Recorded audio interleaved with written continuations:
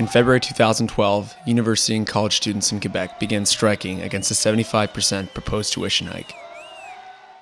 Since the Quiet Revolution in the 60s, low tuition rates have been part of the socialist package deal promised to Quebecers. For student protesters, a doubling of current rates represents a complete abandonment of the fundamental ideals of their education system.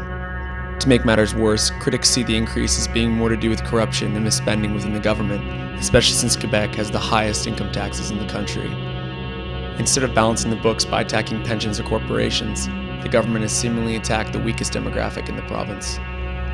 Alienation and apathy has made the movement a rallying point for youth to rebel against a mostly non-responsive government led by their Premier Jean Charest.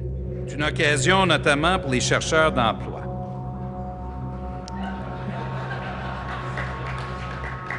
Alors à ceux qui frappaient à notre porte ce matin, on pourra leur offrir un emploi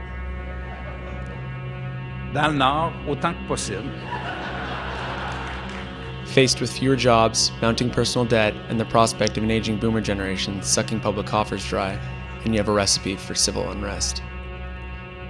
Some romantic types are even calling this Quebec Spring. Things seemed destined to come to a head on May Day, as student unions were set to join other workers' groups and the infamous anarchist Black Bloc in a crowd of close to 10,000 behind Montreal City Hall. May Day has a long revolutionary tradition, and we want to remind that to our conscience. It's about decent housing, decent lives, decent jobs, and it's about having people before profits. You have the right to demonstrate as long as you don't commit any offense, and no offense will be tolerated. Thank you very much and good evening.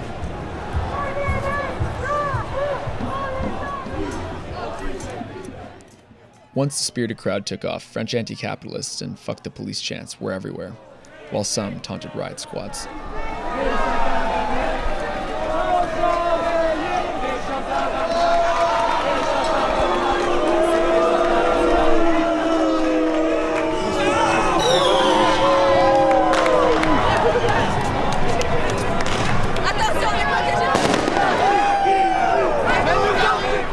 Eventually, they made their way to St. Catherine Street, the heart of downtown Montreal, where after one window was broken, everything completely devolved into chaos.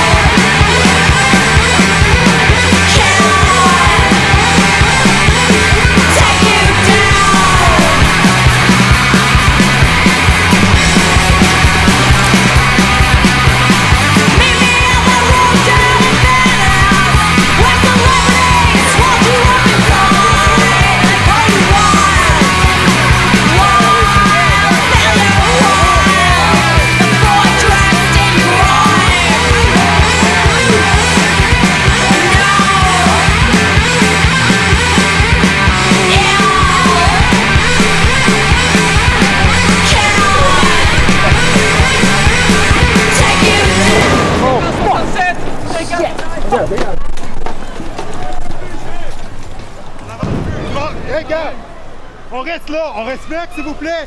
Ils se font lancer des molotov cocktails là.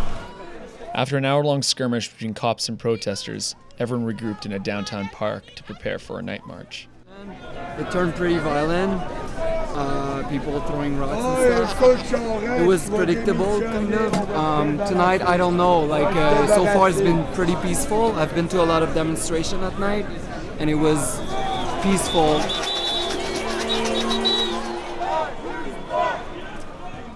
Every week, I think the end is near because every week I see that the movement is really strong. But now I'm not sure. It's long, it's hard, but like you can see, it's not over. It's not over. So why?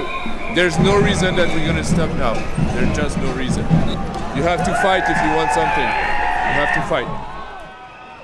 By the end of the day, over 100 people were arrested, with almost as many hospitalized. And since May Day, things have only gotten worse. Small towns have turned into temporary war zones. There's been smoke bombs in the Montreal metro system, and clashes between riot squads and protesters are daily. What do you want me to do? Are we going to stop living? The Quebec government even enacted a draconian anti-protest law, Bill 78, which has only served to galvanize the movement and attract even more followers from all over the world, including the vigilante hacker group, Anonymous. The protest shows no signs of slowing down. In fact, at this point, Quebec is bracing itself for what may be the longest summer in its history.